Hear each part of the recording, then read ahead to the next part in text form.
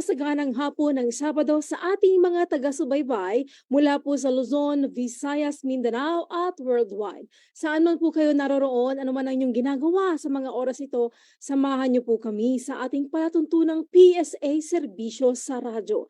Dito pa rin sa inyong pinagkakatiwalaang himpilan ng Philippine Broadcasting Service, Radyo Pilipinas 1. Ako po ang inyong makakasama sa hapong ito, Kate de la Cruz Pilotin, nag-aanyaya ngayong araw, February 11, 2023. Tayo po ay nasusubaybayan sa Radyo Pilipinas 1738 kHz sa inyong mga talapihitan at sa Meta Facebook page ng Philippine Statistics Authority sa www.facebook.com/PSA.gov.ph. Kayo po ay aming inaanyayahang lumahok sa ating pakikipagtalastasan o mag-comment lang po kayo ng inyong mga katanungan, lalo na may kinalaman sa inyong civil registration document. Sasagutin po yan ng ating mga resource person sa ikalawang bahagda ng ating palatuntunan at makakasama natin ang PSA production staff sa pangunguna ni Ms. Monet Nispero, Mr. Ruben Litan, Micah Grabador, Nathaniel Gonzalez, Kim Mangilog, Nikki Zacate, Jerome San Miguel at mula sa PSA Centris Building, andyan po si Miss Linda Mole. Sa araw pong ito, gusto po namin i-anunsyo na kaya po ako ang nakaupo ngayon dahil Luzon, Visayas at Mindanao, si Tito Francis po ay kasama na po ng ating may kapal. So, pumanaw po si Tito Francis noong February 8, 2023 sa edad pong 76. Kami po ay taus-pusong nakikiramay sa buong pamilya po ni Tito Francis o Francis Cancino po, mas kilalang bilang Ka Francis po dito po sa Philippine Broadcasting Service at sa mga nakasama po niyang media entity. Sa araw na ito, makakasama po natin ang mga kaibigan, mga nakasama ni Tito Francis sa kanyang buhay media, no? Aalalahanin natin ang kanilang mga pinagsamahan. At syempre, para po malaman natin kung sino ang mga ito, nandito po si Tita Linda Mole para po ipakilala ang ating makakasama sa araw na ito. Tita Linda. Magandang hapon, Miss Kate. Magandang hapon din sa lahat ng ating taga-subaybay. Sa araw na to, makakasama po natin ang mga naging kaibigan ni Sir Francis. Andyan po ang former administrator ng National Statistics Office. Walang iba po kundi si Sir Tomas Africa. Nandyan din po si Ma'am Carmelita N. Ericta, former administrator din po ng NSO. Makakasama din natin si Jerry Laboratorio at si Rovic Cruz. Magandang hapon po, Sir TPA, Sir Boots. Magandang hapon po. Magandang hapon, Linda, Kate, ating mga kapanel, si Bobby Ericta, si Jerry Laboratorio, si Marisa Grande, si Robbie Cruz, at si Melody Medina. Magandang hapon din po, Ma'am Bobby. Nakamute po kayo, Ma'am. Hapon din si Linda at sa mga kasama natin ngayon, lalo na si Kumparing Butch. Magandang hapon, Ma'am Maris. Ma'am Maris Grande, magandang hapon po. Magandang hapon natin din kay Boss Bobby at saka si Sir TPA at yung mga kasamahan po natin sa PSA. Magandang hapon po. Magandang hapon, Jerry. Jerry, magandang hapon. Nakamute ka, Jerry. Yan po. Good afternoon po sa lahat ng nasa Zoom meeting ngayon. Kay Sir Africa, kay Ma'am Bobby, kay Ma'am Marisa Grande po. Magandang hapon din sa iyo, Rovic. Magandang hapon po. Sa lahat po na ikinig ngayong hapon. Mga kasama din po natin Sir PA, ng PNF, Paris Grande. Magandang hapon po. Ngayon po, bibigyan po natin ng pagpupugay si Sir Francis, Sir Boots, Ma'am Bobby, Ma'am Maris, Jerry, and Rovic. Pag-usapan na po natin ang mga nakaraan natin noon nung kasama pa natin si Sir Francis. Ma'am Bobby, ano po ba ang ating medyo nakakalungkot? Oo. Nakakalungkot nga, Linda, dahil mahigit 10 taon ba? O Ano na po, Ma'am Bobby, hindi, mula nung 20, almost parang 20, more than 20 30. years na po. more than 20 years nating kasama Opo. si Francis sa ating programa na tuwing Sabado. Parang almusal natin yun tuwing Sabado, di ba, Linda? Tama po kayo, Ma'am Bobby. Gigising talaga tayo ng maaga. Oo, at saka naging malaking serbisyo yun para sa ating mga kababayan na kasama natin si Francis. Siya naman kasi talaga yung anchor nitong programa nito na gusto niya matulungan yung mga kababayan natin tungkol sa mga problema nila sa civil registration at para maibalita din kung ano yung mga pinaka-latest. Hindi naman marites, no? Pero pinaka-latest na statistics natin. Magkasama sila ni Butch, ni TPA na pinag-usapan ito, no? Para maging isang programa na serbisyo publiko. Di ba, Butch? Yeah. Time ko na ba o baka may sasabihin ka pa, Bobby? Well, of course, naging kaibigan natin si Francis. Hindi lang kasama sa programa, kundi naging kaibigan kahit na nung panahon na nagretiro na tayo sa serbisyo publiko, we still kept in touch with Francis and with his family. Kaya't nalungkot ako nung binalita nga sa akin ni Popo yung kanyang anak na pumanaw na siya. Kaya nakikiramay ako sa kanya, kay Popo, kay Maring Oyet, ang butihing kabiyak ni Francis, at kay Linda, kay John Paul, at sa lahat ng mga kamag-anakan nila sa oras na ito. Pero nga, Bobby, dahil hindi ba papanaw pa rin ang aking ina, sabi ko nga kay Popo, baka magkita na sila ni Francis sa langit. Malamang. Dahil yung mother ko passed away on the 3rd of February. So, matter of days lang. Yung mga Si Francis, nakilala ko matagal na, 1989. So, mga 30 years kami magkakilala dahil galing siya sa Malacanang. Napasyal siya sa NCS, NSO na nun. And naki-kwento-kwento dahil bago rin ako sa pwesto nun. And then sabi niya, halika, imbitahan kita sa programa ko. And that became like a 30-year relationship. Ang nahirapan lang ako lalo na from the radio station dahil ang aga-aga ng programa niya noon mga alas 6. Actually, kasabay din niya si Nelo Acuña na nauna na rin sa langit. Yun naman mga alas 5. So, ang hirap-hirap ng aga-aga, mabuti nga later on naging alas 3. Noong 1999, napirmahan yung kontrata with Unisys.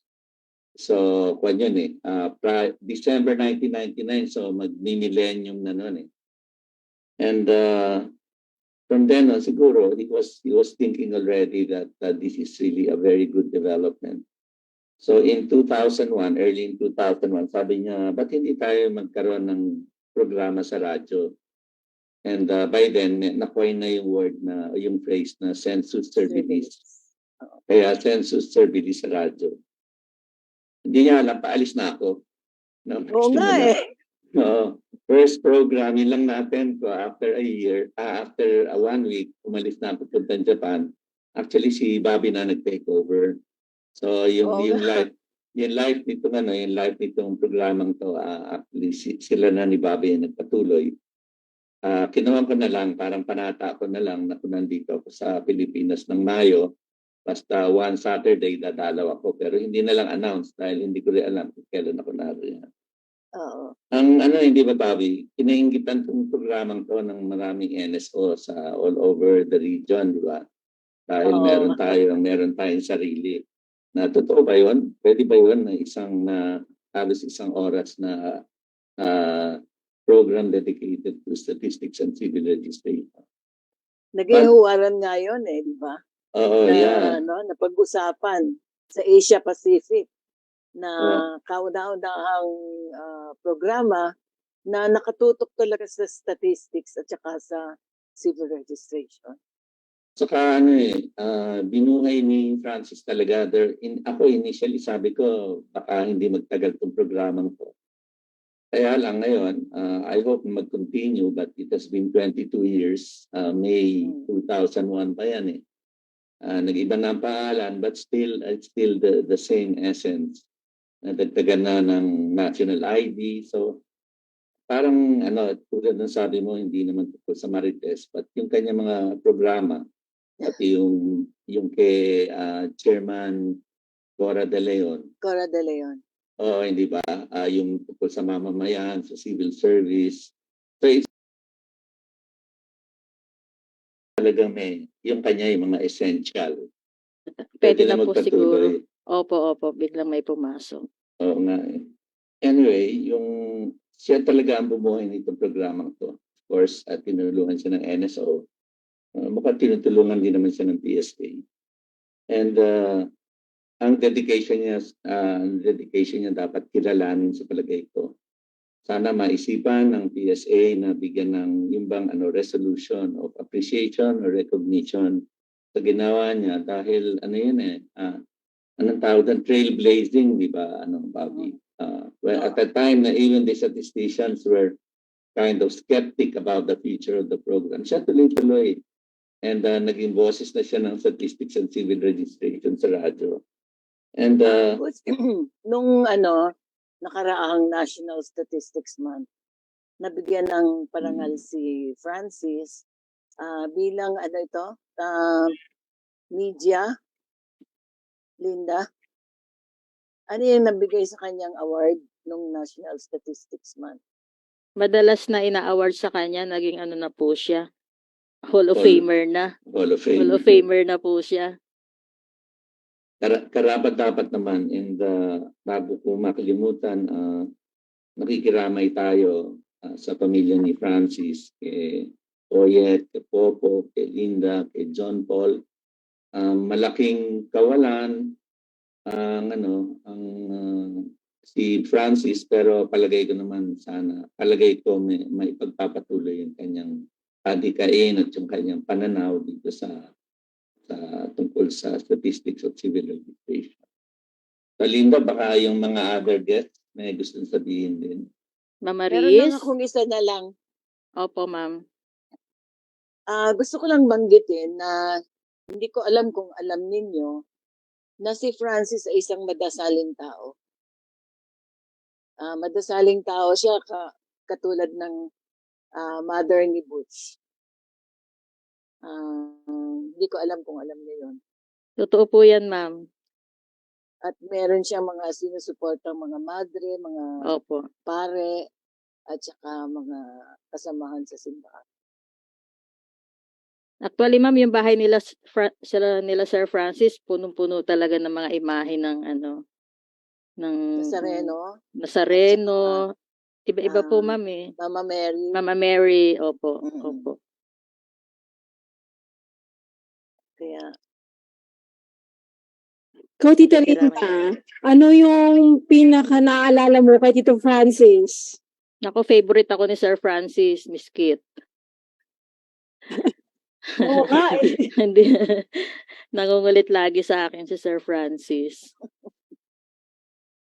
Oo po, no? So, ilang taon nyo na po nakasama si Tito Francis? Bukod po dito nyo lang po ba nakasama si Tito Francis sa PSA? Mula nung nag-graduate, since NSO days pa, magkakasama na kami. Ilang taon na yun, Ma'am Linz? Po? Ilang taon na yun? Kung ilang taon na yung radyo, yun na rin yung taon ng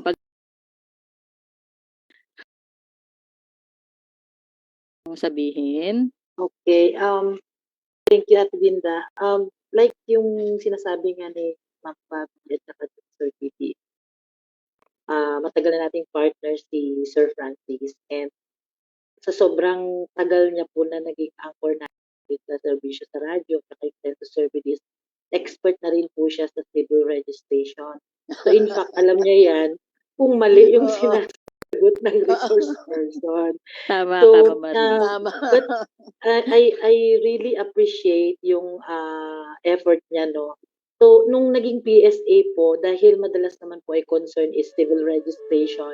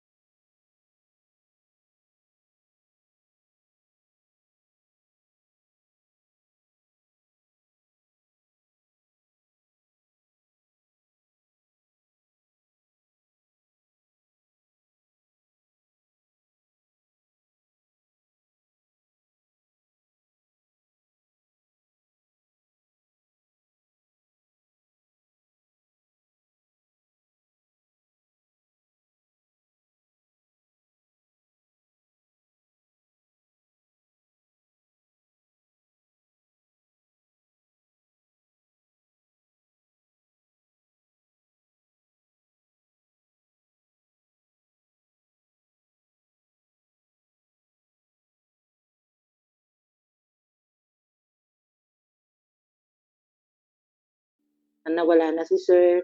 But I think nandyan naman si Kit. Parang ano naman na tayo. Kumbaga lahat ng tinuro niya sa atin kung paano natin i-handle yung programa na to. And I think hindi natin makakalimutan po si Sir Francis ng mga binigay niya po sa atin towards sa programa natin po ito. So parang nagiging emotional din po ako kasi may ano na rin po kami ni Sir Francis. And the last po na supposedly mag-guest po ako ng New Year po, yun yung last na guest po because sabi ko supposedly mag-attend ako ng Saturday but recently may mga check-ups, no? Yun lang yung pagkakataon natin. So hindi ako nakapag nung Saturday. So I'm sure na kaya nga sabi ni Ma'am Erika, religious po si Sir at malamang nandun na po siya sa kung saan dapat siya, masaya na po siya. Opo. Oo po, Ma'am Maris, no? Kasi ako sa totoo lang, yung sinabi mo po kanina na parang bago po umalis si Tito Francis, hinanda niya na rin po tayong lahat. Kasi sa totoosin, hindi po ako marunong humawak nitong programa before. Pero nung sinama niya po ako, kasi dati PA lang po ako dito, Ma'am Maris, nung nandito pa tayo sa studio. Pero sa pag-aalaga po ni Tito Francis, kahit po paano, ay nakakahalinhinan niya na po ako ngayon. At ito na nga po na dumating po yung time na hindi na po siya magiging available para sa ere. Nandito po tayo para sa in place of Tito Francis for today, no? So, malaking naging parte rin po sa aking development at learning si Tito Francis. Talagang inilagaan niya po ako. Kaya, malaking spot din po ang meron si Tito Francis sa aking buhay at sa aking puso, syempre. Yan, Tito Francis, kung nasan ka man, alam namin na masaya ka at stress-free, wala nang pain. At syempre, yung kaligayahan na walang hanggan ay nararamdaman mo na ngayon. Jerry, baka may gusto kang sabihin kay Sir Franz. May gusto kang sabihin, Jerry. Yes, sa simula condolence mo sa pamilya kila Popo, kay Mami, sa pamilya ni Sir Francis.